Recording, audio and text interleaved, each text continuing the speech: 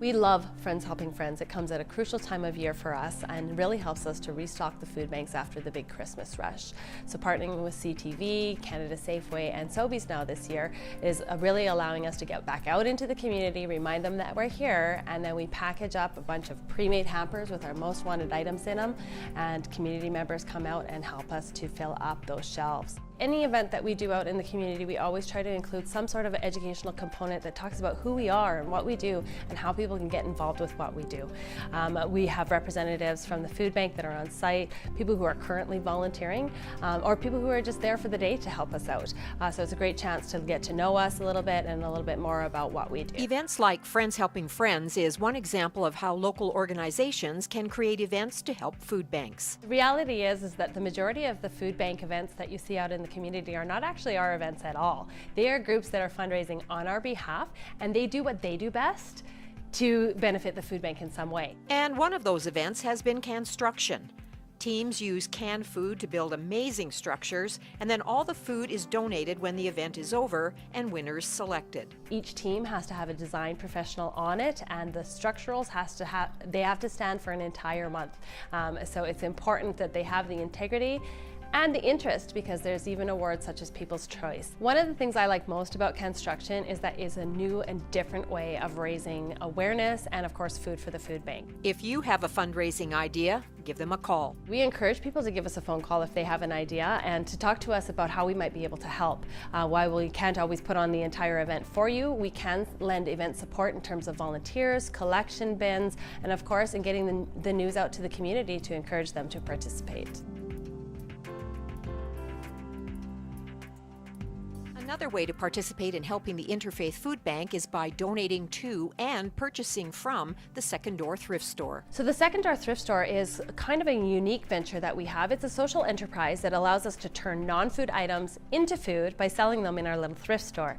It's a small space right there at the food bank where community members donate things out of their home, or where we salvage items that come in through our food share that aren't necessarily food and considered to be luxury items, so they go into the store for sale. The store is run by volunteers, and stock ranges from brand new items to gently used quality merchandise. It is always nice and clean and organized in there, and we do try to focus the items in the store to fit with our mandate of food and food security. So it's a lot of dishes, household items, cleaning products, and hygiene care.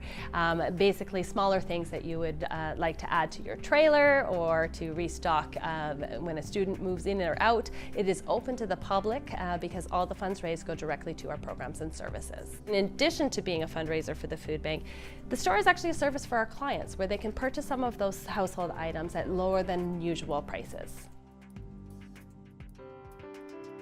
Another great service offered by the Interfaith Food Bank is the Chinook Country Kitchen, a multi-purpose learning center with a variety of classes focusing on healthy food preparation. The Interfaith Chinook Country Kitchen is one of the features of the food bank that we are most proud of, in the sense that it does not just offer food bank families the hand out, but the hand up.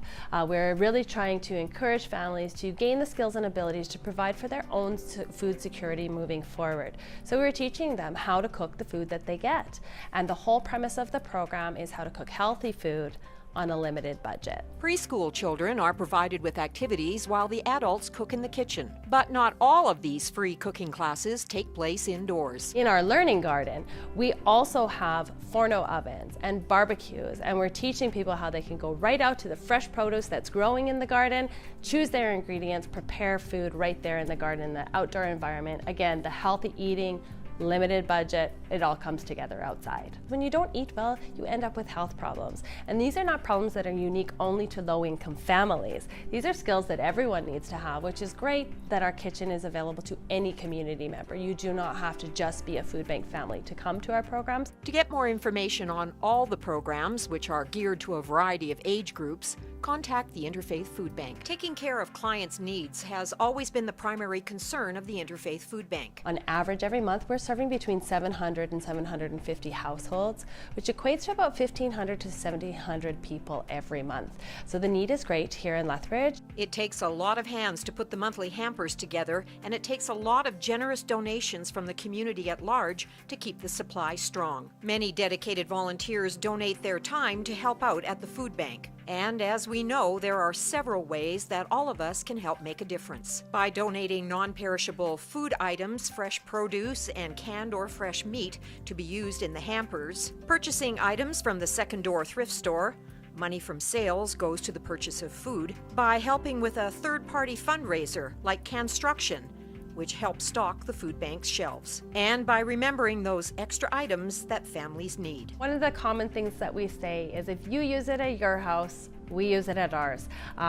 Diapers, toilet paper and paper towels, shampoo, toothpaste, deodorant, any item like that is greatly appreciated by the families. Of course, food is our key and main focus, but yeah, if you've got extras or you've purchased one of those giant Costco bundles and are only going to use a few, bring it on down to the food bank because we'll make sure that it gets out to a family that needs it.